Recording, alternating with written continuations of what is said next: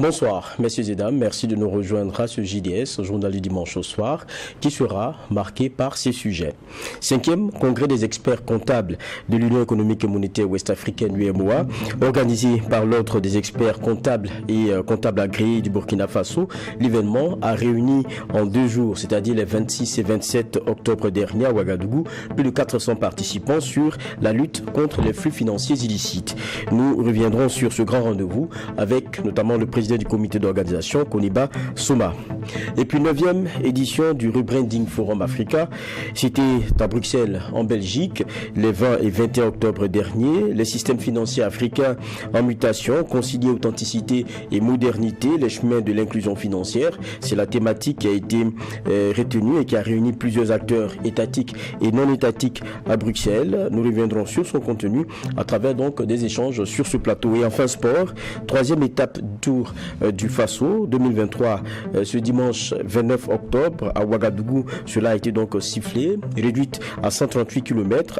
Cela a été couru sur un circuit fermé. Elle a été remportée par l'un de l'étape par le Belge Rutger Wouter. Nous reviendrons aussi dans le détail avec un invité sur notamment ce Tour du Faso. Ce sont donc les grandes lignes pour ce qui est de ce JDS, journal du dimanche au soir. La première des rubriques, c'est celle l'économie.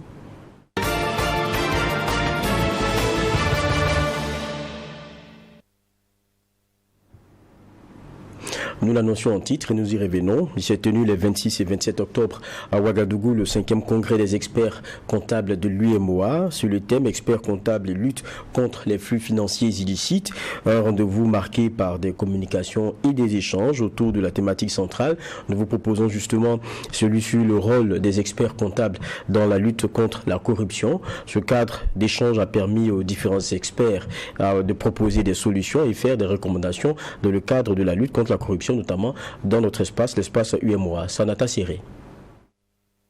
Quel rôle les experts comptables peuvent-ils jouer dans la lutte contre la corruption? La question était au menu des échanges de cette 2e journée du 5e congrès des experts comptables de l'UEMOA. Selon le magistrat de l'Autorité supérieure de contrôle d'État et de la lutte contre la corruption, ASELC, la corruption constitue l'un des fléaux qui impactent négativement l'économie des pays et le rôle des experts comptables est crucial pour y remédier. Ce panel était donc l'occasion pour lui d'échanger avec les participants sur l'apport des professionnels des chiffres dans la lutte contre ce fléau. Les experts comptables, j'allais dire, jouent un rôle clé dans le landerneau, j'allais dire, dans le monde financier. Ils sont au cœur donc des affaires. C'est la raison pour laquelle, effectivement, l'ASE entretient une certaine collaboration avec l'ONECA, donc, qui est l'ordre des experts comptables, donc afin de procéder à des audits et bien sûr pour détecter les faits de corruption et d'infractions assimilées. Et nous avons recommandé le renforcement de la collaboration entre l'ASELC d'une part et l'ONECA. Parce que quand il y a une collaboration très renforcée, cela permet effectivement des actions beaucoup plus rapides, beaucoup plus diligentes. Et la communication également, cela permet donc de mieux communiquer, de mieux collaborer et surtout donc d'avoir des résultats beaucoup plus importants dans la détection et surtout dans la sanction de la corruption. Zakaria Baïré de la Direction générale des impôts, lui, son intervention a porté sur les manifestations de la corruption et la contribution de l'expert comptable dans la lutte contre la corruption dans le secteur des impôts. Nous sommes allés sur le constat que l'expert comptable est un professionnel extrêmement important dans la transparence financière d'un pays et également dans la mobilisation des recettes fiscales pour un pays. Et au regard de son positionnement, nous pensons qu'il peut jouer un grand rôle dans la lutte contre la corruption. Et nous pensons que déjà, nous avons dit que la première des choses qu'on attend de l'expert comptable, c'est qu'il applique la tolérance zéro à la corruption et il applique également les règles d'éthique et de déontologie de sa profession. Et pour nous, sur cette base, la corruption peut être combattue dans le secteur des impôts avec la contribution des experts comptables. Ce 5e congrès des experts comptables de l'UEMOA sur le thème experts comptables et lutte contre les flux financiers illicites a réuni plus de 400 experts, professionnels de la finance et de la comptabilité. L'objectif étant d'examiner, de renforcer et de valoriser le rôle de la profession comptable dans la lutte contre la corruption et les flux financiers illicites. Retour sur ce plateau et nous l'annoncions. Nous avons avec nous le président du comité d'organisation, notamment de ce 5e congrès des experts comptables qui s'est tenu à Ouagadougou, expert comptable de l'UEMOA. Et il est avec nous, Koniba Soma. Bonsoir. Bonsoir. Merci de nous rejoindre. Merci bien. On vous a vu au four et au moulin et c'est l'heure du bilan, on dira. Absolument. David Nana, bonsoir. Bonsoir Geoffroy, bonsoir téléspectateurs de Truc TV. En tout cas, merci d'être avec nous pour cette plage économie. Et déjà, première question, ça va faire aussi un peu de pédagogie pour ceux qui nous regardent. Bien sûr. On parle de 5e congrès des experts comptables. Pour ne pas que ce soit fermé, c'est quoi l'expert comptable? Bien, un expert comptable, selon la loi, parce que vous savez que la profession d'expert comptable est une profession réglementée, donc qui est régie par une loi, la loi 048-2005, donc au Burkina Faso.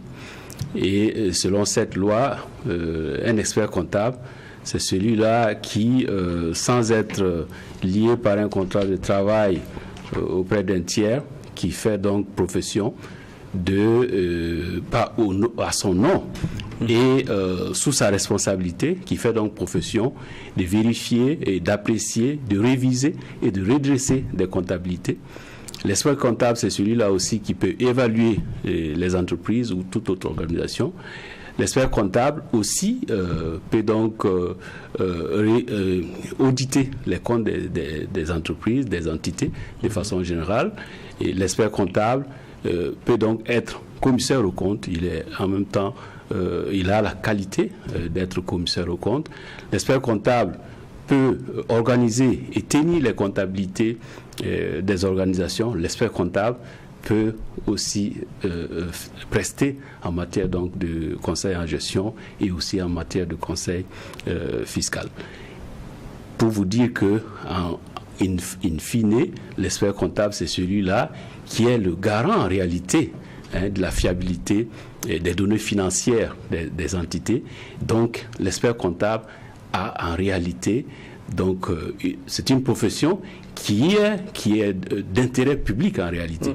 Voilà, c'est pour cela que c'est une loi donc qui régit donc cette profession-là, et il y a un ordre qui a été établi qui permet donc de réguler donc la profession. D'accord. Allez, David. Justement, vous parlez d'ordre. Pourquoi il faut un ordre pour les experts comptables? Justement, comme je le disais, l'expert comptable a un rôle d'utilité publique. Et étant donné donc ce rôle-là, il était normal que cette profession soit régulée, que cette profession puisse travailler selon des normes bien établies et que cette profession puisse respecter un certain nombre d'éléments d'éthique et aussi de déontologie qui sont applicables donc à la profession, de telle sorte à ce que la garantie que nous recherchons du point de vue donc des données financières des entités, que cette garantie-là puisse être établie effectivement. C'est pour cela que un ordre a été créé pour permettre donc de réguler cette profession-là, notamment déjà à l'admission, faire en sorte que ceux qui vont être admis dans cette profession-là soient des personnes qui ont la qualité nécessaire pour faire ce travail-là, et aussi que l'on puisse s'assurer que ceux qui sont admis donc dans la profession vont continuer à se former, vont donc maintenir un niveau de formation qui puisse leur permettre donc de continuer à fournir ce niveau de garantie-là qu'on attend d'eux, et aussi que, évidemment, on puisse régulièrement faire la revue de ce que ces professionnels-là font, et que s'il y a des manquements, que des sanctions soient prises, de telle sorte à ce que, bien entendu, les experts comptables soient effectivement les professionnels de haut niveau qui puissent effectivement apporter la garantie qu'on attend d'eux par rapport donc aux données financières des entités. Voilà pourquoi donc cet ordre-là est établi pour pouvoir effectivement réguler donc la profession. Il faut savoir que un ordre, bien entendu, travaille pour l'intérêt public. Un ordre n'est pas établi pour défendre des professionnels. Par contre, un ordre est établi pour défendre une profession, pour travailler pour l'intérêt public en réalité.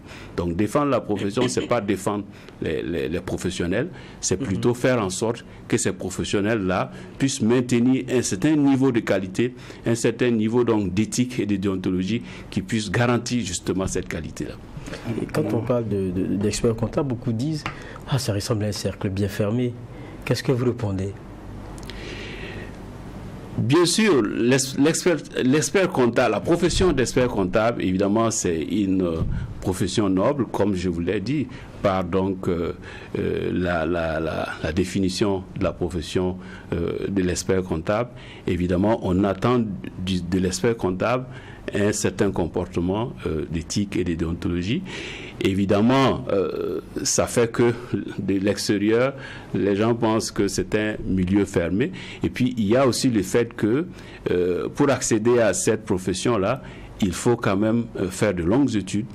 Il faut faire 8 années d'études minimum dans le système que nous avons aujourd'hui pour donc accéder à cette profession-là. Si bien que, bon, on a l'impression que c'est une profession fermée, mais en réalité, il faut beaucoup de courage, beaucoup de patience, beaucoup d'abnégation pour pouvoir parvenir et pour pouvoir parvenir à être expert comptable. Si bien que on a l'impression que c'est fermé parce que c'est pas aussi facile de devenir expert comptable. On en compte combien comme ça, les experts comptables au Burkina? Les experts comptables au Burkina, on est autour de 124 personnes inscrites donc au tableau de l'ONECA.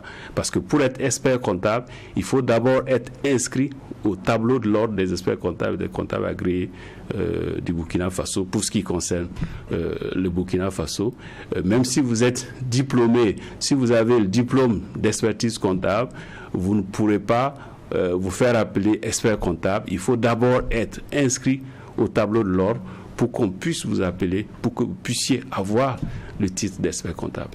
Tout à l'heure, vous disiez que c'est ce qu'on constate aussi, la plupart d'entre vous interviennent un peu comme des fonctions à caractère libéral. Est-ce qu'il peut arriver que l'expert comptable soit l'employé d'une entreprise? Un expert comptable, comme je le dis, si vous êtes expert comptable, c'est que vous êtes inscrit au tableau de l'ordre des experts comptables et des comptables agréés.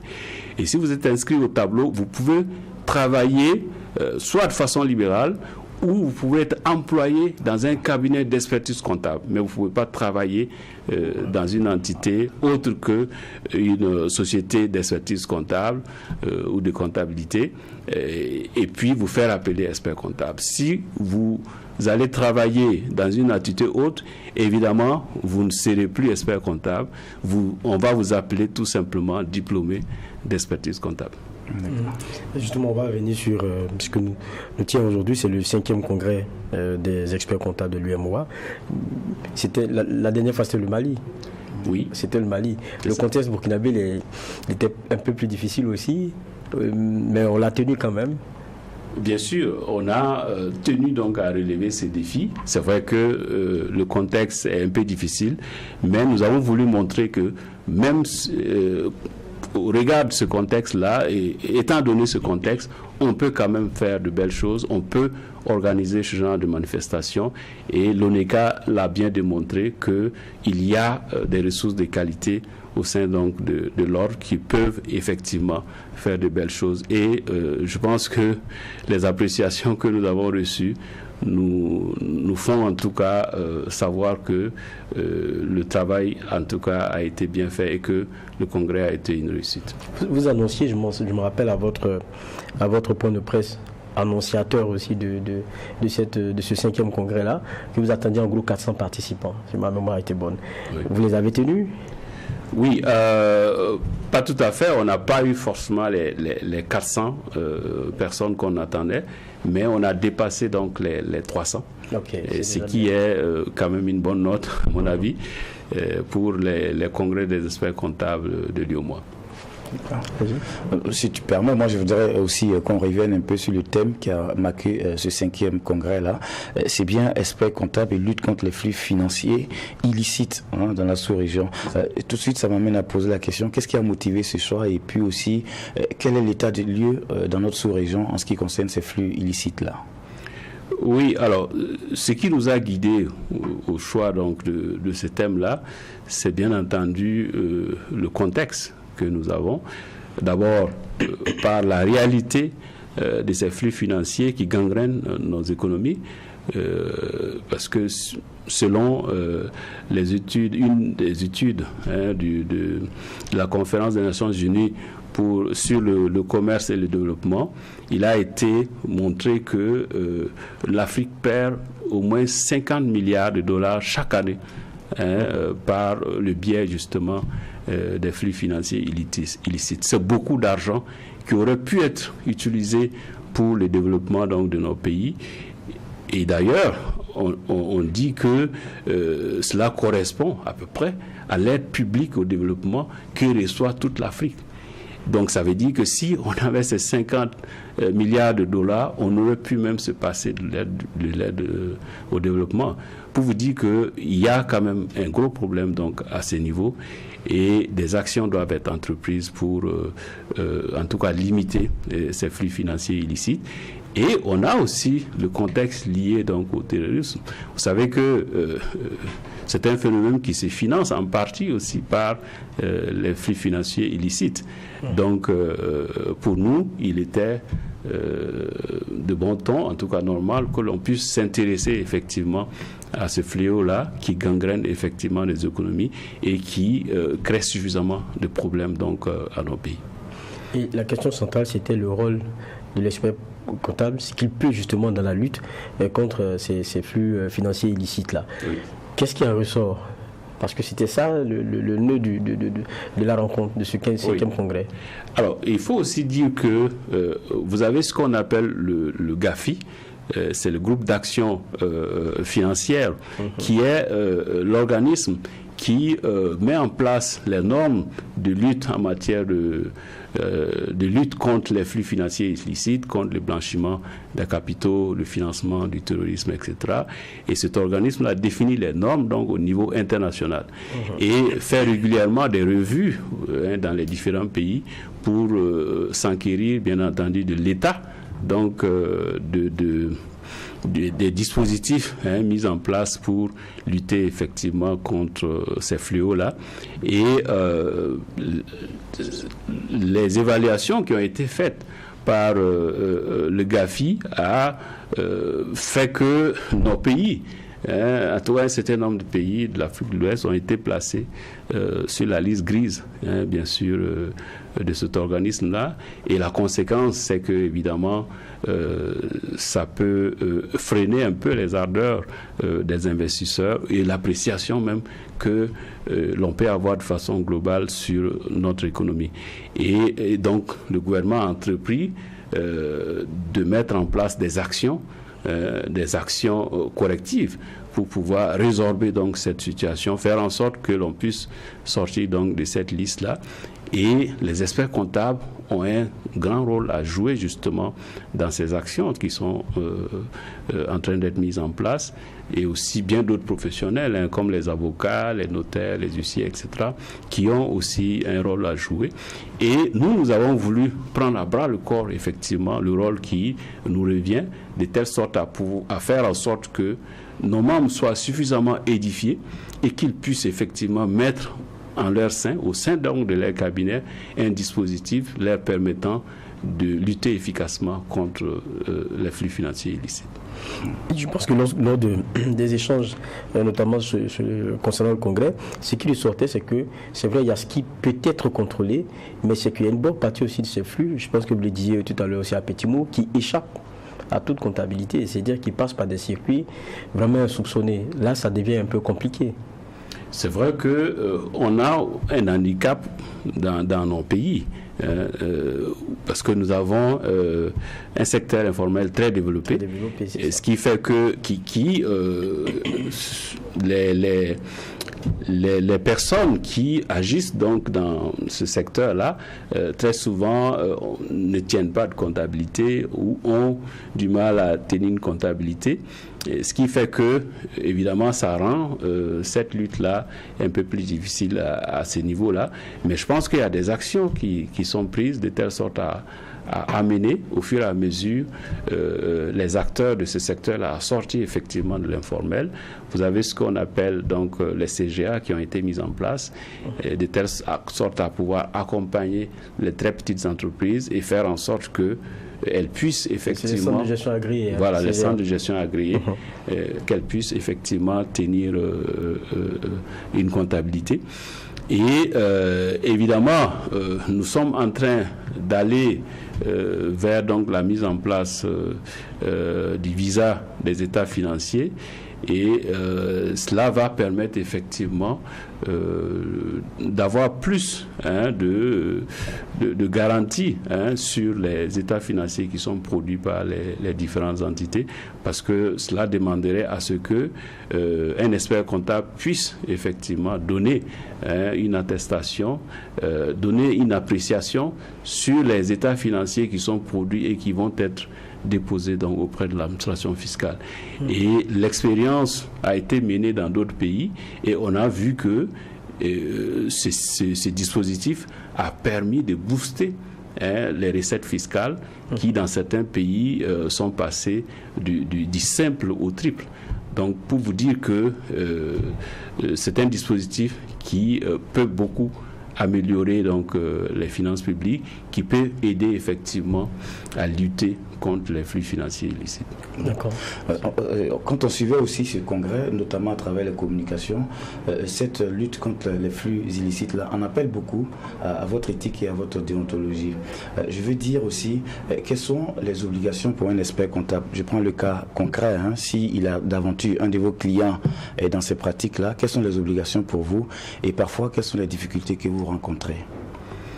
Oui, alors d'abord un expert comptable, c'est un professionnel et il doit exercer comme son nom l'indique. Il doit être professionnel de bout en bout. Il y a des normes de travail qui sont établies parce que nous travaillons, comme je l'ai dit, c'est une profession réglementée et nous travaillons avec des normes qui sont bien établies. Et l'expert comptable doit, dans le cadre donc de l'exercice de sa profession, doit appliquer effectivement les normes qui sont édictées pour donc la profession et il ne doit pas s'écarter donc de ces normes-là. Il y a des normes professionnelles, les normes en matière de diligence à mettre en œuvre, il y a les normes d'éthique, les normes de déontologie qui sont en place, qu'il doit effectivement appliquer. Un expert comptable qui applique les normes professionnelles ne devrait pas avoir de problème à exercer sa profession et à effectivement respecter l'éthique et la déontologie. Et c'est vrai que la question que vous posez nous demande effectivement, demande aux experts comptables d'être rigoureux sur le travail donc qu'ils font. Et à notre niveau, je pense qu'il n'y a pas des difficultés justement à mettre en œuvre donc les normes. Et de toute façon, comme je l'ai dit, l'ordre a donc le rôle de régulation donc de la profession. Et bien entendu, ceux qui vont s'écarter donc de ces normes-là peuvent être sanctionnés sans aucun problème par les dispositifs qui sont en place au sein de l'ordre. C'est vrai que tout à l'heure, David peut-être mettait le doigt sur un élément. On était ensemble lorsqu'on avait, lors d'un entretien avec un expert comptable du Mali, je pense. C'est ça. Une dame qui disait, par exemple, il y avait l'obligation de dénonciation, par exemple. Mais ça met aussi quelquefois l'expert comptable dans des situations un peu difficiles. Oui, c'est vrai que pour ce qui concerne donc les flux financiers illicites, le blanchiment des capitaux, etc. Et justement, le dispositif législatif et réglementaire que nous avons au Burkina oblige, par exemple, les experts comptables à faire des déclarations de soupçons. Ce n'est pas seulement les experts comptables, d'autres acteurs de l'économie aussi ont la charge donc de faire cette déclaration de soupçons. Et évidemment, nous sommes astreints donc à cette obligation-là. Et les professionnels que nous sommes, comme je l'ai dit, si nous agissons effectivement de façon professionnelle et on a l'obligation d'agir de façon professionnelle, évidemment, ces déclarations-là, nous devons le faire et nous le faisons régulièrement. Maintenant, à savoir, est-ce que il y a des risques que nous puissions effectivement, quand on fait ce type de déclaration, est-ce qu'il y a un risque? Évidemment, il y a des risques, mais je pense que nous sommes couverts donc par la loi. La loi, effectivement, protège ceux qui font ce type de déclaration, puisque en aucun cas, l'auteur donc d'une déclaration de soupçon ne peut être l'information, en tout cas sur l'auteur de la déclaration, ne peut être divulguée en aucun cas. C'est vrai qu'il y a ce risque-là, que peut-être de menaces, peut-être, entre griffes, mais est-ce que aussi vous ne courez pas le risque aussi de perdre aussi des clients? Parce que si avec vous, on sait qu'on n'est pas dans la légalité et que vous devriez peut-être dénoncer, est-ce que le client n'est pas tenté d'aller vers d'autres personnes qui ne sont pas forcément des professionnels de votre secteur? Oui, évidemment. Nous, en tant que professionnels, nous faisons ce que nous avons à faire. La profession que nous exerçons, c'est pas seulement pour gagner de l'argent. On n'agit pas juste pour gagner de l'argent. Mais comme je l'ai dit, on agit aussi quelque part pour l'intérêt public. Et c'est cela que le professionnel devrait mettre en avant. On peut perdre peut-être un client, mais on reste donc dans les normes de travail, on reste strictement professionnel, ce qui grandit en réalité la profession et vous permettrait certainement de gagner d'autres marchés. Par contre, si vous laissez aller et que vous faites des choses qui sont donc en contradiction avec la loi, en contradiction donc avec les règles professionnelles, évidemment vous attirez donc des difficultés. Parce que vous pourrez être sanctionné, vous allez donc, vous pouvez être radié même de l'ordre, et cela vous empêcherait évidemment d'exercer la profession. Je pense que cela va être beaucoup plus lourd que de perdre un ou deux marchés. Donc en clair, quand on parle de ce 5e congrès, vous en retenez un bilan assez satisfaisant, que ce soit en termes de participation, en termes de contenu et de propositions. Oui. Alors, en termes de bilan, c'est vrai que on avait dans ce congrès-là au moins 5 panels qui meublaient donc le congrès, ce qui nous a permis en tout cas de faire donc le tour donc de toutes les questions liées justement à la lutte contre les flux financiers illicites.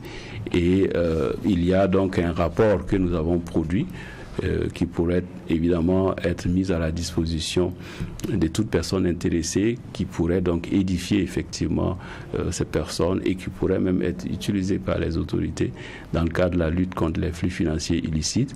Dans tous les cas, nous pensons que effectivement ce congrès-là a été bien apprécié par les professionnels de la sous-région et même hors de la sous-région, parce que nous avions aussi des professionnels venant d'autres pays, donc d'autres régions de l'Afrique, et cela a été bien apprécié.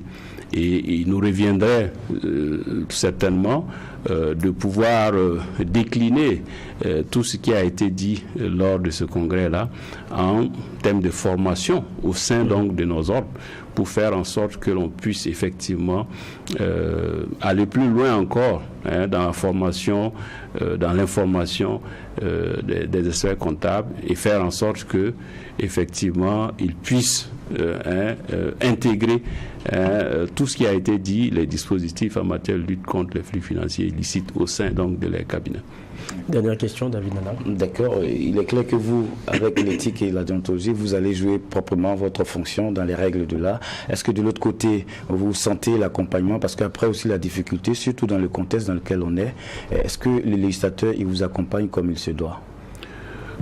Oui, le législateur nous accompagne, mais c'est vrai aussi que des difficultés persistent.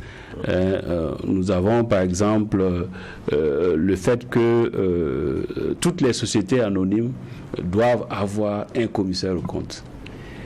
Les sociétés anonymes qui se créent dans les papiers ont un commissaire aux comptes, mais en réalité ne font pas intervenir le commissaire aux comptes.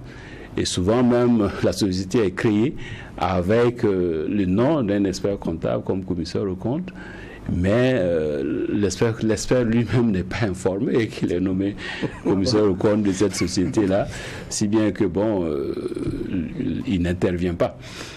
Et il y a, selon les dispositions législatives que nous avons au sein de notre pays, il y a que même les sociétés à responsabilité limitée qui atteignent un certain nombre, qui remplissent un certain nombre de conditions, devraient avoir un commissaire aux comptes, mais cela n'est pas effectif.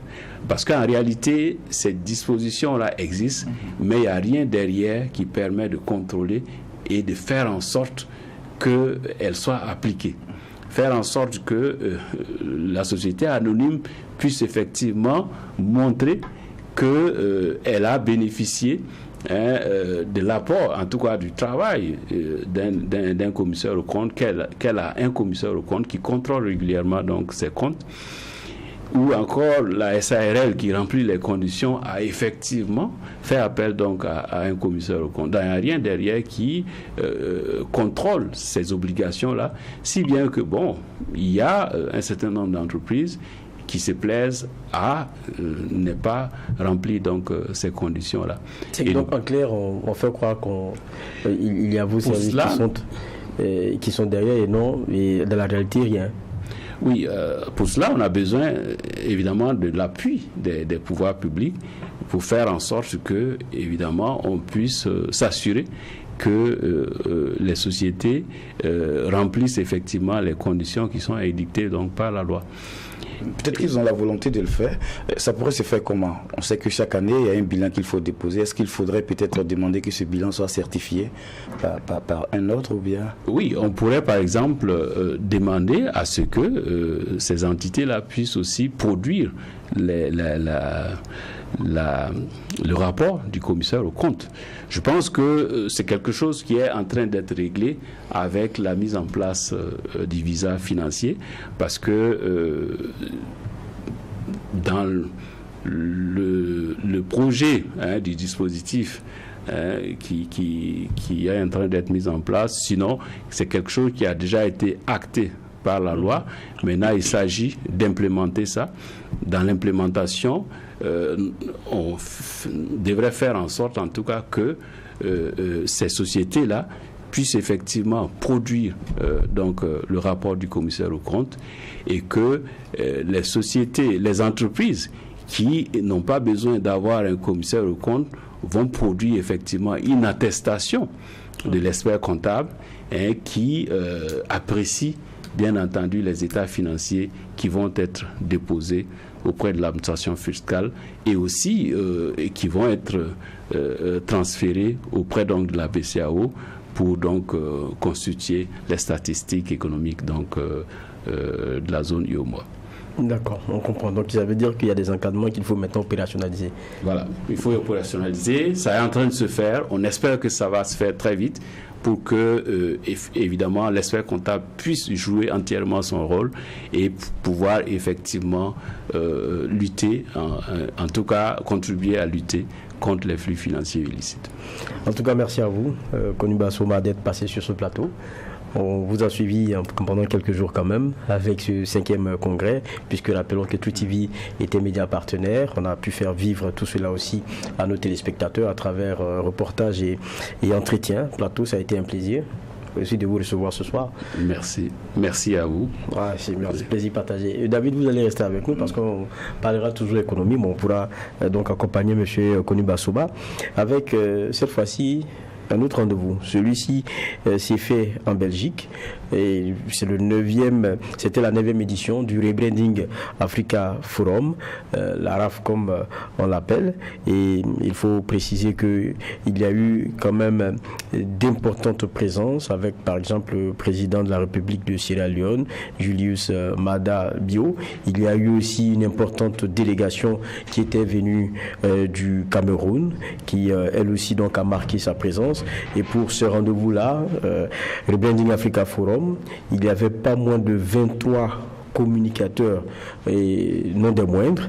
Et Il faut aussi préciser qu'il y avait en gros 3 grands panels et la grande thématique pour ce qui est de cette 9e édition du Rebranding Africa Forum, c'était bien la question évidemment toujours des finances et axé cette fois-ci sur certains éléments que je tente de retrouver, mais je suis rejoint par quelqu'un qui y a pris part. Il s'agit de Abdoulaye Tao, 9e édition de Africa Rebranding Forum. On en parle. Bonsoir Tao. Bonsoir. Merci d'être avec nous. J'ai dit à David de rester pour m'accompagner. On devrait logiquement aussi avoir l'initiateur, parce que c'est très important de le dire, Thierry Haute, qui depuis se bat pour ce rendez-vous-là, permet de donner un autre visage de l'Afrique à ceux qui sont ailleurs, mais permettre aussi ces connexions. C'est un genre de rendez-vous, on dira nord-sud, on dira ce qu'on voudra, mais étatique, non étatique, expert, tout le monde s'y trouve pour parler des possibilités qu'offre ce continent-là. En tout cas, Tao, merci d'être avec nous. Et quand on regarde, déjà pour commencer, vous y avez été pour cette 9e édition. Il y a souvent des clichés qui sont forts. Quand on va à l'extérieur, c'est que nous, États, ou je parle de structures étatiques ou non étatiques, quand elles y vont, le regard n'est pas forcément le même. Je parle du regard du sérieux. Est-ce que c'est quelque chose qui continue? Je pense que peut-être que c'est ce regard-là justement que le rebranding et rebranding Africa Forum essaie de changer, parce que il s'agit, comme l'a dit le fondateur du rebranding, de changer le narratif en fait sur le développement du continent. Et ceux qui peuvent changer ce narratif-là, ce sont les acteurs eux-mêmes. C'est-à-dire que c'est les Africains. Les Africains d'abord et ensuite avec leurs partenaires. Ce qui est intéressant dans cette initiative, c'est qu'elle se tient au cœur de l'Europe. De l'Europe. Bruxelles. C'est ça. Qui est une sorte de carrefour qui permet à tous ceux qui viennent, en plus de venir pour le rebranding, ça leur ouvre des opportunités de faire d'autres rencontres dans cette capitale européenne. Et je pense que l'idée, en fait, première du rebranding, c'est ça. Présenter autrement l'Afrique qui progresse, changer les paradigmes et permettre aux acteurs, aux Africains eux-mêmes, de se prononcer sur leur développement, de partager leur expérience et aussi de diversifier, j'allais dire, des sources de financement de nos économies. Je le précise encore un tir qu'on devrait avoir pour cet échange-là, mais pour de petits problèmes techniques, mais ce sera que par Tirémy, je pense qu'on pourra le faire, mais on va toujours tabler, parce que vous y avez participé et à partager cela. La thématique, c'était la question de l'inclusion financière, qui constitue évidemment un défi lorsqu'on parle de nos systèmes financiers africains. On sait que vous, c'est l'économiste du Faso, c'est des sujets sur lesquels vous travaillez très souvent, notamment avec nos entreprises sur le continent. Est-ce que cette inclusion-là, on sent un vrai gap pour ce qui est de nos marchés ici, pour ce qui est de nos institutions avec l'étranger? Bon, la première question, c'est de savoir pourquoi de plus en plus on parle d'inclusion financière. Donc ça veut dire qu'il y avait un gap. Il y avait des gens qui étaient exclus du système financier classique. Il y a un exemple qui a été donné sur place, par exemple, comment on appelle ça, il y a une représentante d'une institution africaine qui était là-bas qui disait que seulement 20% des Africains étaient dans le système financier classique, c'est-à-dire les banques. Et tout le reste, c'est dans plutôt l'informel. Voilà. Donc depuis quelques années, on sent que ces personnes exclues-là, il faut les récupérer, les insérer dans le système normal, pas classique, normal. Voilà, la question c'est de savoir comment on fait. Et je pense que tout le débat à cette 9e édition, c'était de savoir comment les banques traditionnelles peuvent aider à réduire ce gap-là, c'est-à-dire à intégrer plus de personnes. Vous voyez la femme qui est à Zabrdaga ou bien le paysan qui est à Falangoutou, son réflexe, c'est pas d'ouvrir un compte bancaire. Alors qu'on sait que c'est important en matière d'accès au crédit. C'est des institutions qui déposent, les banques disposent de ressources qui peuvent mettre à la disposition des gens qui ont des besoins d'investissement. Donc, comment on fait ce lien-là? Toute la question, c'était de voir comment les institutionnels les banques et comment les autres acteurs, système financier décentralisé, les institutionnels, c'est les banques centrales, les banques de développement, comment tout ce monde-là qui s'est retrouvé à Bruxelles, on peut mettre en balance nos préoccupations, nos objectifs, nos difficultés, comment on partage et comment on essaie de résoudre. Et je pense que le débat était intéressant à plus d'un titre parce que ça a permis de voir que, là j'anticipe un peu sur certaines de vos questions, que les banques doivent s'adapter. Parce qu'ils ont parlé des banques traditionnelles qui est l'avenir. Voilà, les banques doivent s'adapter et que pour s'adapter, il faut qu'on ait des outils innovants. Et les outils innovants aujourd'hui, c'est entre les mains des fintechs. Et les fintechs, c'est tous ceux qui sont dans les nouvelles technologies des paiements et des transferts. D'accord. David ? Oui, justement, en parlant de ce thème qui disons-le, est très intéressant. Alors, ce que moi je veux savoir, c'est les solutions classiques, les solutions traditionnelles étaient toujours évoquées parce que la question de l'inclusion financière ne date pas d'aujourd'hui, mais je veux dire de façon innovante et surtout avec cette 9e édition, qu'est-ce qui se dégage en termes de solutions innovantes pour pouvoir intégrer le plus possible? Je pense que la préoccupation d'un certain nombre d'acteurs, c'était de voir comment on amplifie. Comment on amplifie? Parce qu'on sait qu'il y a beaucoup de gens qui sont exclus. Comment on amplifie? Mais il y a déjà des innovations qui sont en cours. Par exemple, si vous prenez l'expérience de l'Afrique centrale, ou c'est l'Afrique de l'Est, et de l'Afrique centrale du moins, et sur 6 pays, il y a 3 pays qui mettent en partage un système de paiement transfrontalier. Qui va permettre, vous savez que c'est autour des frontières, des communautés, les producteurs, pour que les gens puissent échanger, faire des paiements, des transferts, etc. Donc ça, c'est vu comme un système pilote. Si l'expérience aboutit, je pense que tous les pays de l'Afrique centrale pourraient éventuellement le prendre. Il y a eu des cas de paiement qui ont été aussi évoqués. Par exemple, si vous regardez aujourd'hui par rapport au système classique, et ça, c'est un des participants burkinabés, qui ne pas le nommer Vista, qui était là-bas, qui pose la question, aujourd'hui, vous êtes en Europe, vous êtes un immigré, enfin un expat africain, vous voulez faire venir de l'argent, vous êtes obligé de passer par le système classique avec tous les frais. Ça peut être un frein au transfert. Quelle solution on peut trouver? Et eux proposent une solution pour résoudre cette hésitation. Des gens qui regardent les charges souvent qui sont assez élevées pour un certain nombre comment on appelle ça, d'opérations. Donc ce sont des innovations comme ça qui sont discutées, qui ont été discutées, et chacun essaie de voir quelle solution est la plus appropriée pour son pays ou bien pour son business.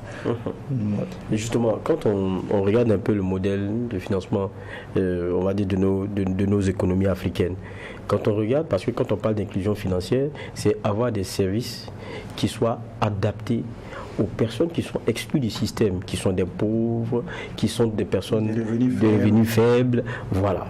Mais comment on adapte? Quand on regarde nos pays, par exemple, il y a des éléments.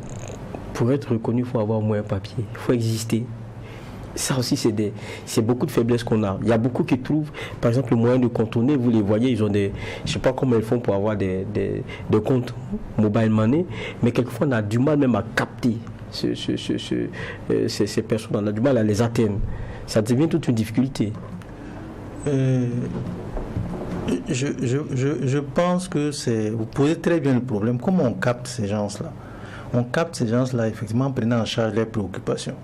Quelle est la préoccupation?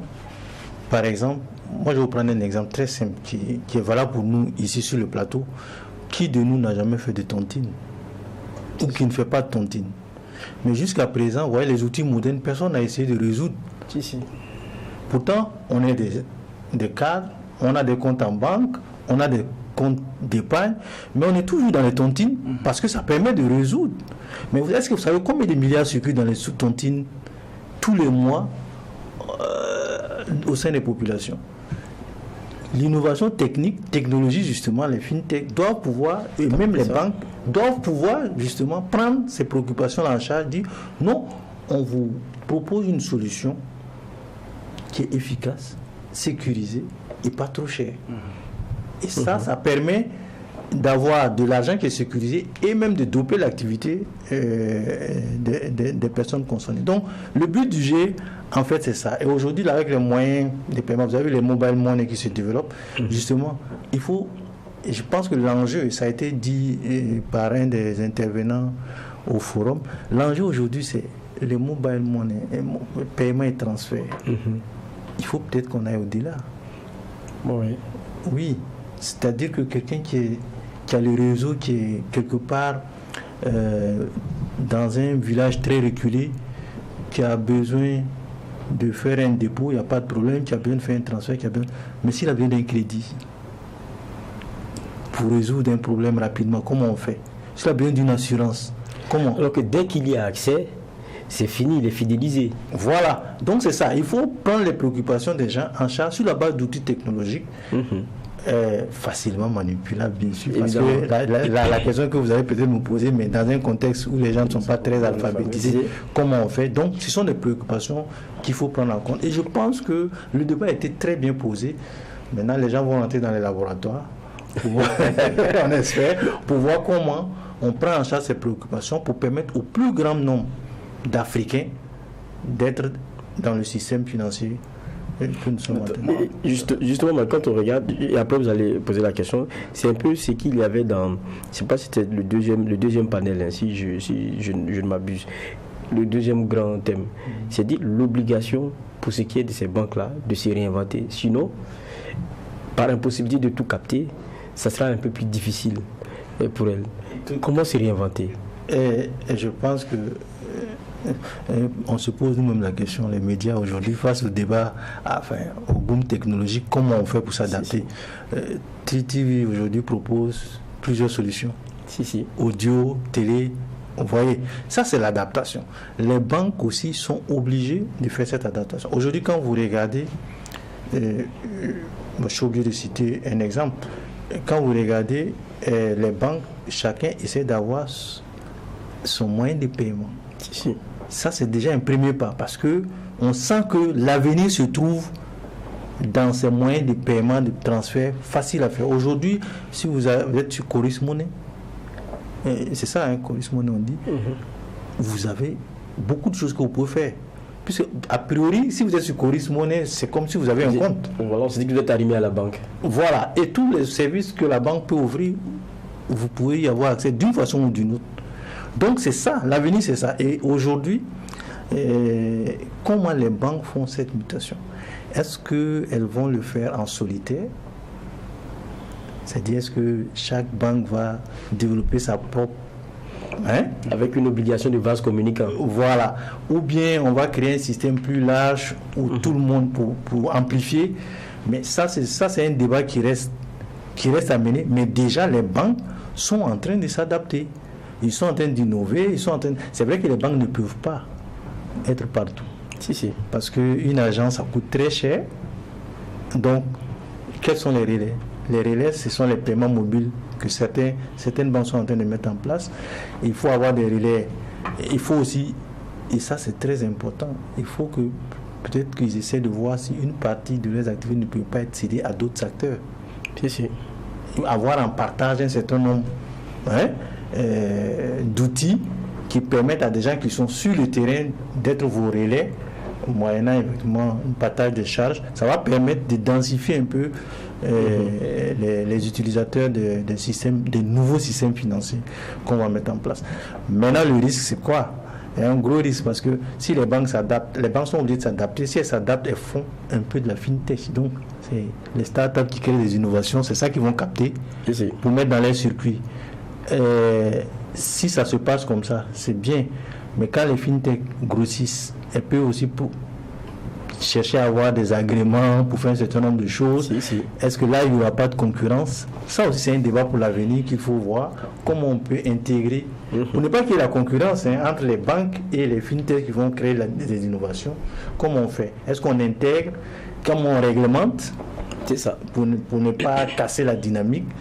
Et on le voit déjà même quand vous regardez un peu sous nos cieux, parce qu'ailleurs ils ont un peu fonctionné autrement, et téléphonie mobile, j'ai dit mobile money, et puis banque. Vous voyez que on se marche un peu sur les plates-bandes jusqu'à ce qu'on demande par exemple ailleurs, si vous voulez faire du mobile money, il faut que vous soyez adossé clairement à une banque, mais que vous soyez une banque. Et ça fait qu'il y a beaucoup qui ont créé en leur sein un genre de banque. Donc il y a des dépassements de fonctions qui commencent à venir et ça devient oui, pour ne pas citer un exemple, vous avez vu que Orange, par exemple, qui est dans le transfert aujourd'hui, est en train de créer une structure bancaire pour essayer de gérer tous ces flux-là. Parce que ce qu'il ne faut pas oublier, c'est quoi? C'est face à ces innovations technologiques.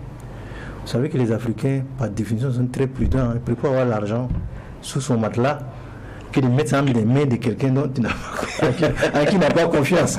Donc, ces nouvelles technologies qu'on met en marche, il faut que la réglementation soit telle que, effectivement, ça inspire confiance pour que les gens puissent, effectivement... David.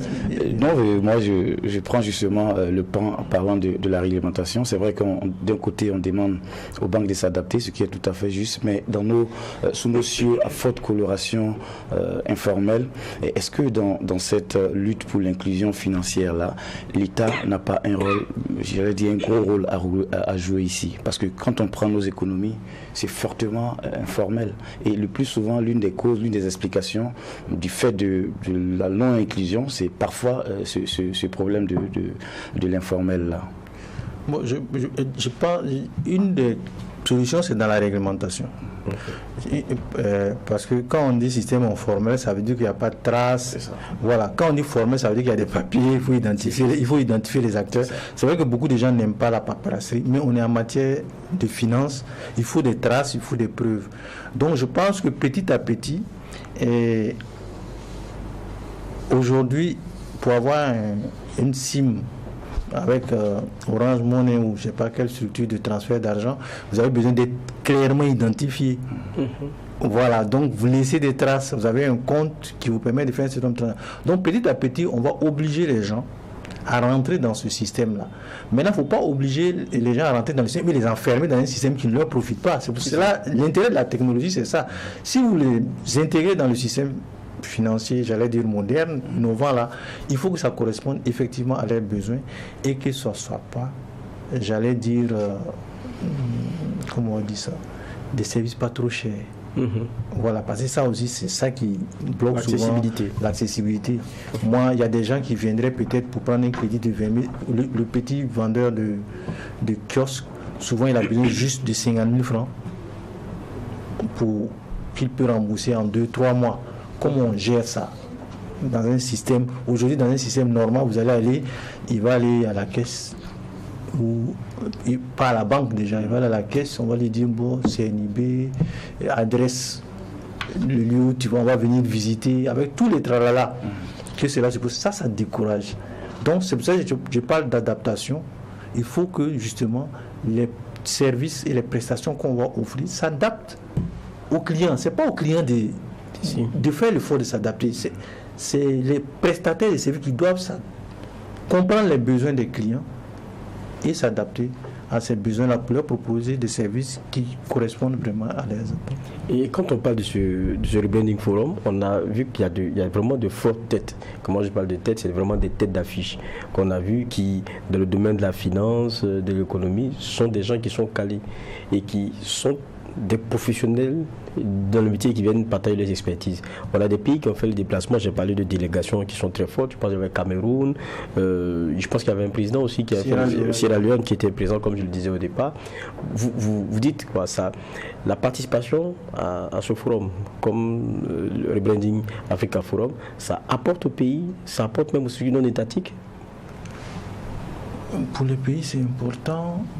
Et au-delà des pays, c'est même tous ceux qui y vont. Parce que vous savez, quand on s'élève comme ça pour aller à un forum, quand vous allez à un forum, vous dites, bon, ça va me coûter quand même... qu'est-ce que je gagne? Ouais, qu'est-ce que je gagne? Qu'est-ce que je vais chercher? Donc, les pays font... Et même les participants font ce calcul. Par exemple, pour le Burkina, vous avez... Vista qui était là, pour ne pas l'assister, et d'autres banques, SGBF que j'ai vu, on a eu à rencontrer des gens. Il y a des entreprises burkinabées qui étaient là. Mais pourquoi ils y vont? Ils ne vont pas pour se balader, ils vont pour... Non seulement il y a l'intérêt du thème, parce que ça coïncide avec leurs préoccupations, mais derrière, vous avez presque toutes les grosses structures qui sont là. Les échanges de cartes, les contacts, les rendez-vous qu'on peut poursuivre après. C'est ça, le B2B, c'est très important. C'est ce que les gens vont faire. Mais si on prend par exemple l'exemple de la Sierra Leone, c'est extraordinaire. Ce que nous, Africains, on a appris de la Sierra Leone. Le président a tenu à se déplacer parce qu'il dit que c'est une opportunité incroyable pour son pays.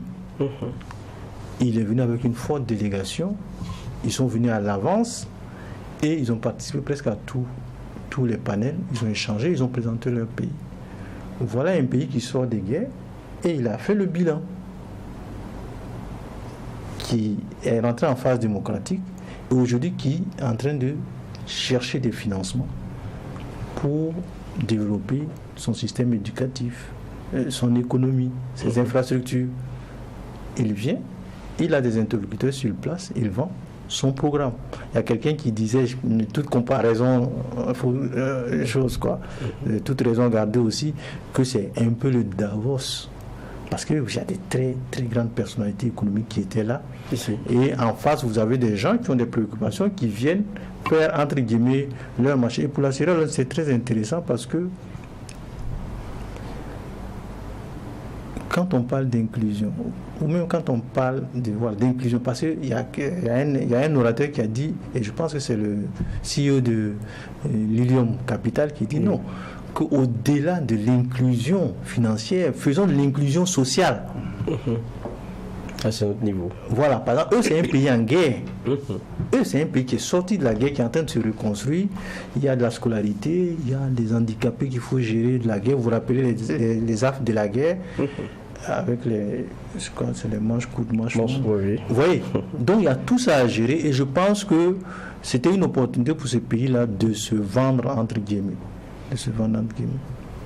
En tout cas, merci d'avoir partagé ce sentiment après la participation à ce Rebranding Africa Forum, 9e édition. C'est sûr qu'il y a la 10e qui vient.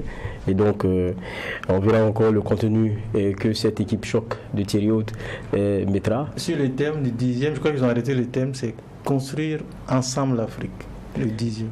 En tout cas, toujours vendre l'Afrique en permettant à certains de se déplacer au cœur de l'Europe et pour certains vendre, comme vous le disiez tout à l'heure, leur programme et pour d'autres partager aussi leur expérience. En tout cas, merci Abdoulaye Tao d'être passé sur notre plateau.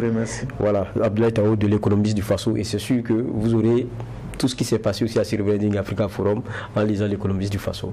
Merci d'être passé. Merci. David, on va fermer la partie économie de ce JDS. On va ouvrir une autre, cette fois-ci c'est celle société.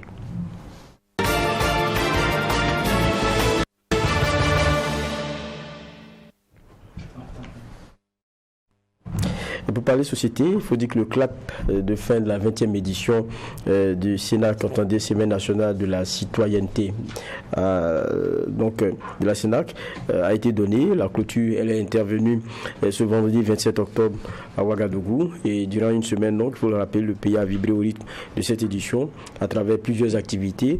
La semaine de réflexion qui se termine donc par une note positive selon les organisateurs. Et nous y revenons ici avec évidemment les jeux concours et c'est Alexis Belemnaba. Les rideaux sont tombés sur la 20e édition de la Semaine nationale de la citoyenneté. Les lauréats des différents jeux concours sont connus. Le grand prix de l'engagement citoyen est décerné à Seydou Bikiega, dit Seyd Nagrengo, pour son engagement au développement du Burkina Faso. Avec une moyenne de 18 sur 20, le tradit praticien reçoit un chèque d'1 million de francs CFA, une attestation de reconnaissance et un trophée.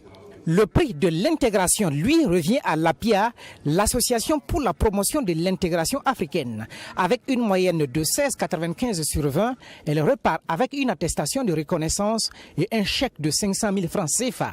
Pour le président de cette organisation, cette reconnaissance est le couronnement de leurs efforts dans la promotion de l'intégration sous-régionale. Je pense que c'est le résultat de tous les efforts que nous avons toujours fait pour promouvoir l'intégration, que ce soit au Burkina ou dans les 6 autres pays dans lesquels nous sommes représentés. Forcément, ça nous engage à faire plus et à garder toujours le cap et étendre nos activités, en tout cas dans plusieurs domaines d'activité, afin de tenir compte de toutes les composantes de la société. À cela, il faut ajouter les prix spéciaux décernés par le chef du gouvernement. De ce côté, c'est Honoré Il Boudou du plateau central et l'association Boukindi du centre-nord qui repartent avec ces prix. Ils reçoivent des attestations de reconnaissance et un chèque de 500 000 francs CFA chacun. Pour Honoré Il Boudou, le contexte national oblige l'engagement de chaque acteur dans son domaine. C'est un sentiment de joie et de reconnaissance à Dieu puisque je ne m'y attendais pas. Mais aujourd'hui, c'est une réalité et je suis dans la joie.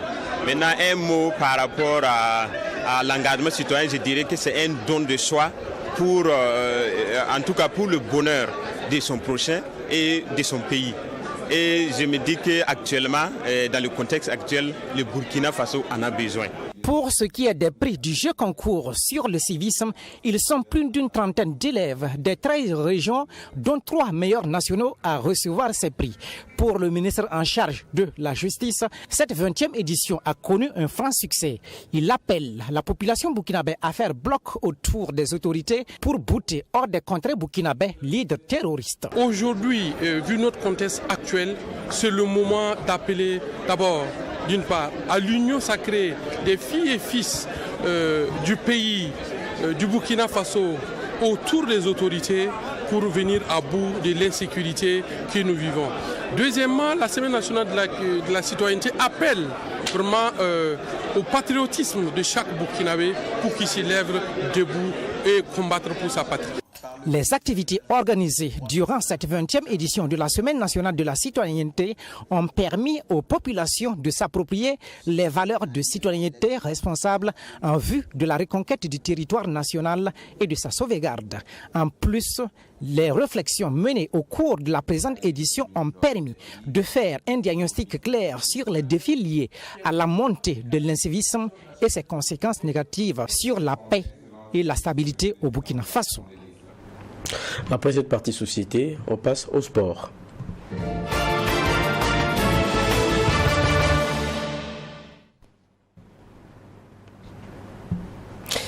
Parlant de sport, une rentrée au pays, celle du champion Cheikh Ahmed Al Hassan Sanou, alias Iron Bibi, qui est rentré après ce record ô combien intéressant du 21 octobre dernier en Écosse, où notre champion du monde Lock Lift a encore battu son propre record. Le natif de Bobo Dioulasso avait soulevé quand même une charge de 230 kg et normal qu'à son retour, il soit accueilli en héros. Nous y revenons ici.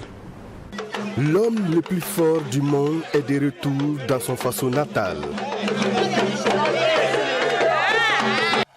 Après son exploit le 21 octobre dernier, Cheikh Ahmed Hassan Sanou, alias Iron Bibi, le champion du monde de loglift, a regagné Ouagadougou ce samedi.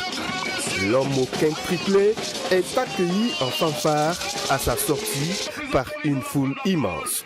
Une joie pour les briseurs de barrières, le volontaire pour la défense de la patrie. Un 5e titre, c'est vraiment une bénédiction. Et c'est pas évident, non seulement de pouvoir défendre son titre chaque année, mais d'en avoir jusqu'à 5 et briser le record 2 fois, c'est vraiment une bénédiction. Et je ressens vraiment le soutien de tout le peuple burkinabé. Comme on dit en anglais, à back it up. Ce que je dis, je le fais. Et tout individu doit prendre ça comme exemple, le fait de se fixer un objectif et l'atteindre. Supporters des étalons, amis et parents, partenaires et sans oublier les premiers responsables du sport qui ont pris d'assaut l'aéroport de Ouagadougou disent merci aux champions du monde. 5 fois champion du monde, il n'est pas permis à n'importe qui de le faire. Franchement, je pense que c'est une fierté nationale. C'est le sentiment que nous avons actuellement aujourd'hui. Et c'est ce que nous avons voulu traduire par notre présence. Bien sûr, le ministre en charge des sports aurait bien voulu être là, mais comme tenu du calendrier un peu indépendant de sa volonté, il a souhaité que nous venions témoigner notre reconnaissance et nos vives félicitations à notre champion du monde, Iron Bibi. Aujourd'hui, on espère que cela va faire émule et que qu'il y aura d'autres Burkinabés, d'autres jeunes, d'autres enfants qui aujourd'hui seront aussi des Iron Bibou, des Hugues Zango dans les différents domaines, que ce soit dans le strongman, le foot, l'athlétisme, la lutte, peu importe, tout ce qui peut être positif, tout ce qui peut rendre les Burkinabés fiers, tout ce qui peut vendre une image positive. Il faut qu'on ait des talents et Canal Plus est là pour accompagner et révéler les talents dans tous les domaines. Iron Bibi est allé également au mémorial Thomas Sankara après son accueil. Le champion du monde dit venir se recueillir auprès du père de la Révolution. Comme il est dit, tout Burkinabé doit accepter que le sang de Thomas Sankara coule dans ses veines pour se reconnaître fils du pays. L'on s'y rappelle, Iron Bibi a soulevé une charge astronomique de 230 kg le 21 octobre dernier au championnat du monde de log-lift en Écosse. Le 5 fois champion du monde a battu en même temps son propre record. Parlons cyclisme à présent avec la troisième étape du Tour du Faso ce dimanche. Cela a été couru donc aujourd'hui 29 octobre à Ouagadougou. Il faut dire que le circuit a été réduit à 138 km et couru sur un circuit fermé. Et cette étape a été remportée par le Belge Rutger Voeter. Bon, je coche son nom peut-être, mais c'est bien lui qui l'a remporté.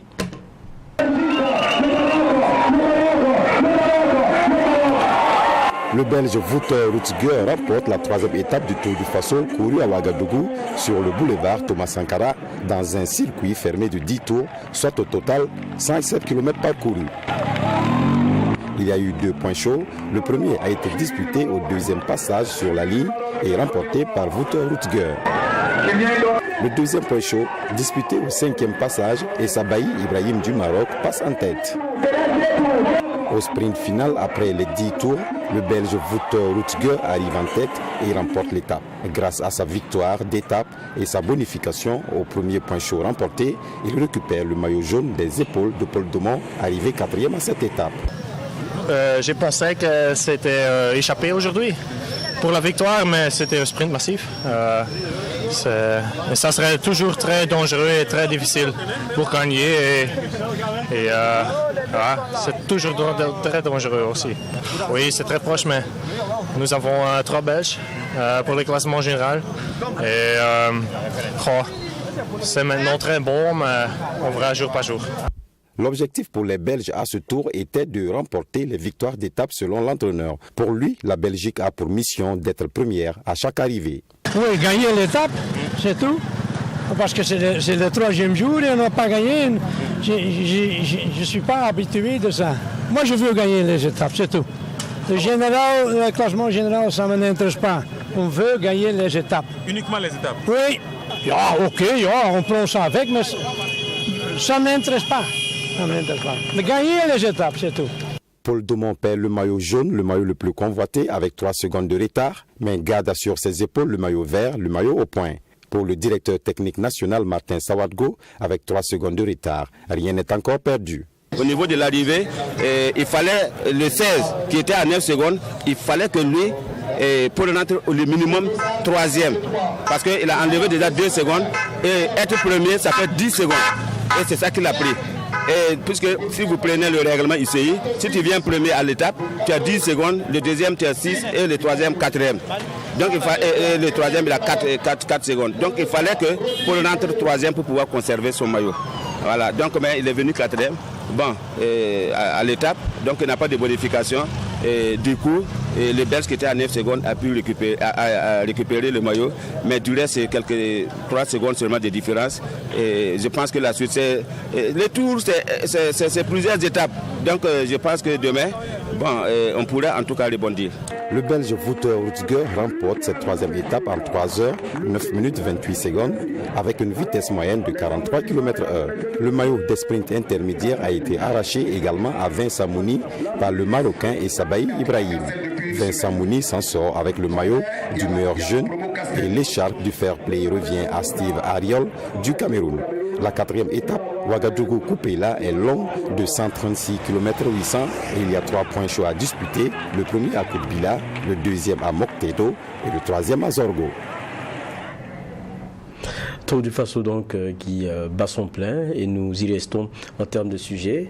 Un invité sur ce plateau pour parler justement cyclisme avec moi, c'est Moussa Ramdé. Il est directeur de publication de CS Média. Bonsoir. Bonsoir, et je suis très content d'être à Troy TV. Ah oui, un plaisir partagé. Et pour avoir évidemment votre lecture de ce qui est en train de se passer aujourd'hui. On est déjà à la troisième étape avec cette fois-ci, on l'a vu tout à l'heure, cette victoire du Belge. Et quand on regarde, est-ce que au fond, on dirait que ça devient un peu plus compliqué pour Domo, mais c'est trop tôt? Je pense que c'est un tour qui est très ouvert d'ailleurs, parce que vous savez que les habitués des grandes nations, beaucoup ne sont pas là cette année. Notamment, je vais faire allusion à l'Allemagne, à la Suisse qui était très très présente lors de l'édition précédente. Il y a aussi l'Afrique du Sud, etc. L'Algérie même qui pourrait aussi imposer cette rivalité. Malheureusement, ils ne sont pas là, mais ça n'a pas enlevé quelque chose sur le niveau, parce que ça dit que l'absence de ces équipes-là laisse le boulevard à toutes ces équipes prétendantes au titre de cette de compétition à pouvoir se positionner. Et je pense que les Burkinabés l'ont affiché dès les premières étapes, notamment du côté des Pau avec Paul Domon qui remporte cette étape-là. Je pense que avec ces deux étapes, le Burkina montre clairement que à l'absence des autres, il faut profiter, mais c'est sans oublier que les Belges et surtout les Marocains sont là, parce que quand vous regardez sur les trois étapes, la Belgique a toujours terminé sur le podium. Et je disais simplement que c'était un message qu'ils ont envoyé aux étalons.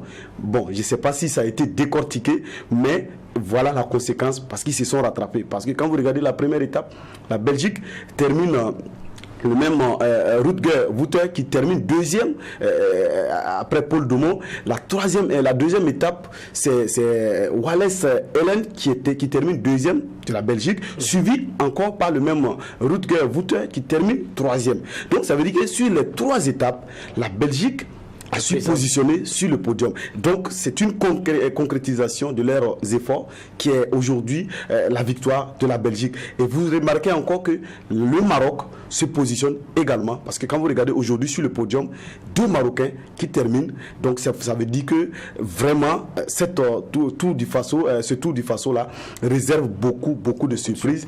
Et je pense que c'est au Burkinabé de prendre les choses au sérieux. C'est vrai que quand on parle cyclisme, on voit souvent celui qui a le maillot jaune, mais derrière, il y a une construction, une stratégie d'équipe. Bien évidemment. Vous parlez des Belges, on a à chaque fois deux qui sont sur le podium, ça veut dire qu'ils arrivent à se placer. Est-ce que, pour ce qui est de l'équipe burkinabé, on est à part Domon, avec d'autres qui peuvent permettre toujours ce positionnement-là qui peut être intéressant pour nous? Bien évidemment, c'est chaque équipe a sa stratégie. Vous savez que l'équipe du Burkina Faso, notamment quand vous regardez la victoire d'hier, c'est une victoire d'équipe. Parce que dès le premier point chaud c'est pas ça TEC, les deux Burkinabés se sont échappés accompagnés d'un Camerounais. Donc les deux Burkinabés ont roulé en faisant croire aux autres que ils peuvent arriver. Maintenant, les autres équipes qui étaient là ont pour trouver l'énergie pour pouvoir poursuivre ces échappés. Donc ça a permis à Paul Domon et les trois autres coureurs burkinabés de se reposer, de suivre le peloton. Mais à l'arrivée, Paul Domon profite pour s'échapper. Donc la stratégie des Burkinabés, c'était quoi? C'était d'avoir une arrivée groupée. Parce que dans une arrivée groupée, Paul Domon est très fort dans les sprints. Et donc lorsque le peloton arrive groupé, évidemment que Paul Domon a les fortes chances de pouvoir remporter l'étape. Donc voilà la stratégie qui a payé surtout hier.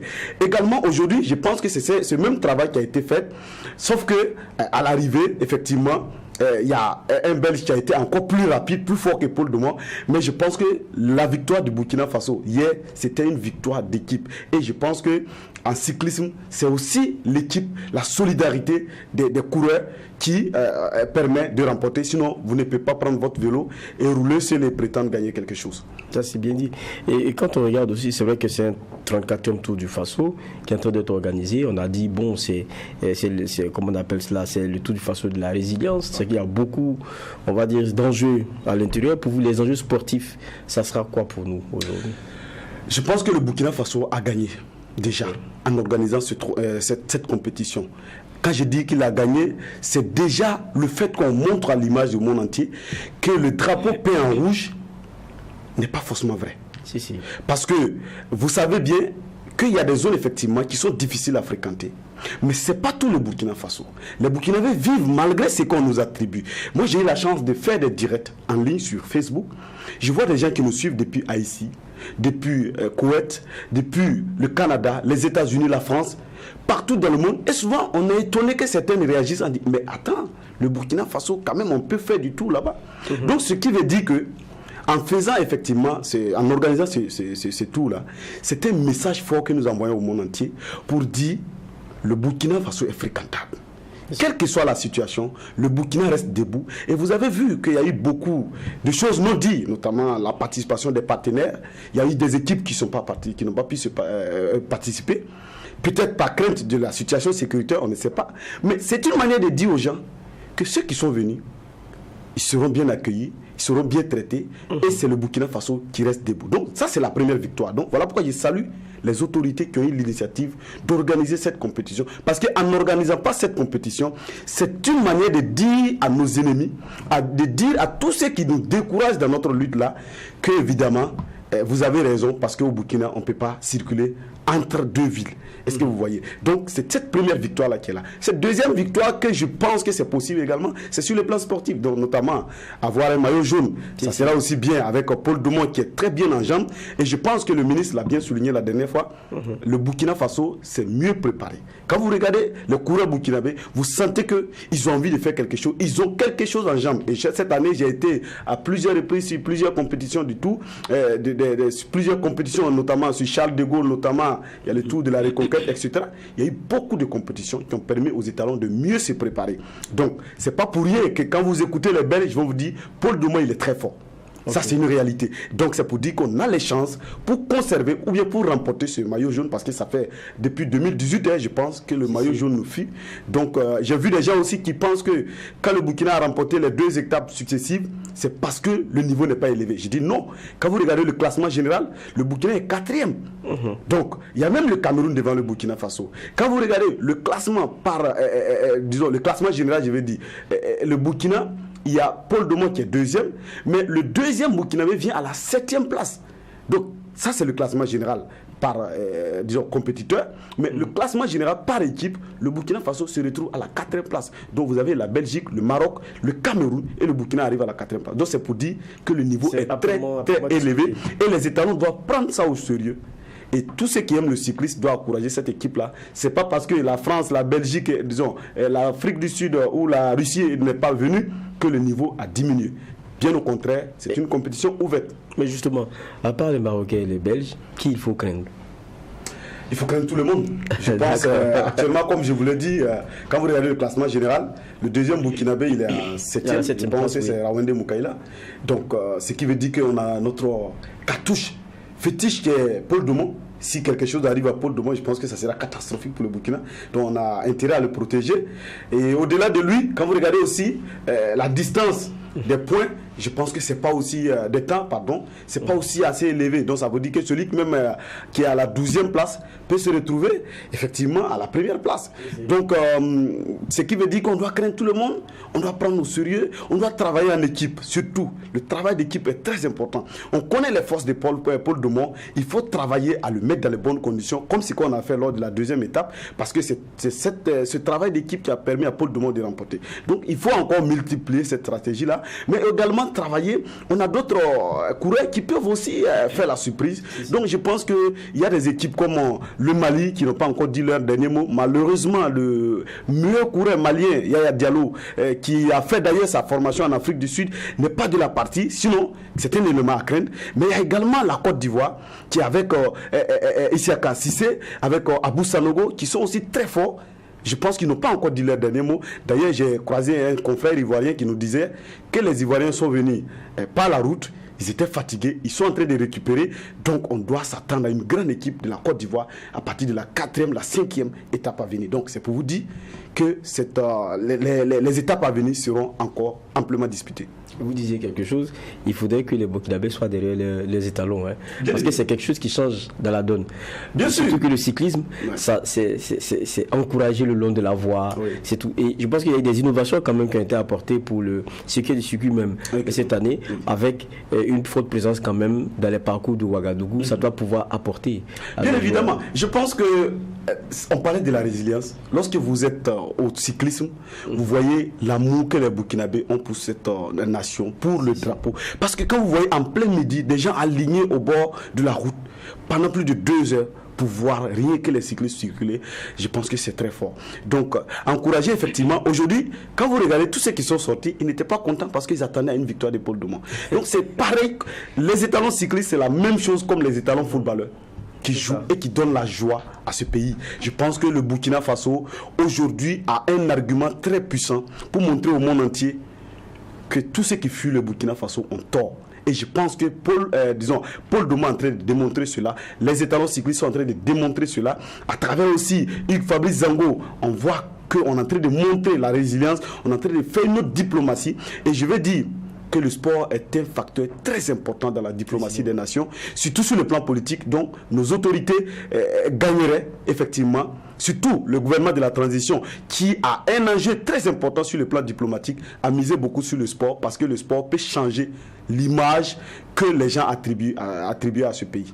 Évidemment, on a les drapeaux qui flottent haut et évidemment ça, on va citer quoi là, on a beaucoup d'autres athlètes qui permettent donc à ce pays-là d'être vu de façon très positive et il y a surtout du Faso qui est en train de se jouer et qui montre un autre visage du Burkina et c'est tout ce que nous attendons. Ouais. Vous pour la suite, vos pronostics c'est quoi? Je vous le disais tout à l'heure qu'on ne pouvait pas pronostiquer parce que quand je regarde la compétition, bien évidemment, je pense qu'en cyclisme tout est possible. Parce que comme je vous le disais, vous pouvez démarrer et puis tout de suite vous avez une crevaison et puis c'est fini pour vous. On parlait tout de suite de Paul Domon qui est l'espoir du Burkina Faso. Imaginez une crevaison de Paul Domon qui n'a pas été réparée à tôt ou bien une chute de Paul Domon.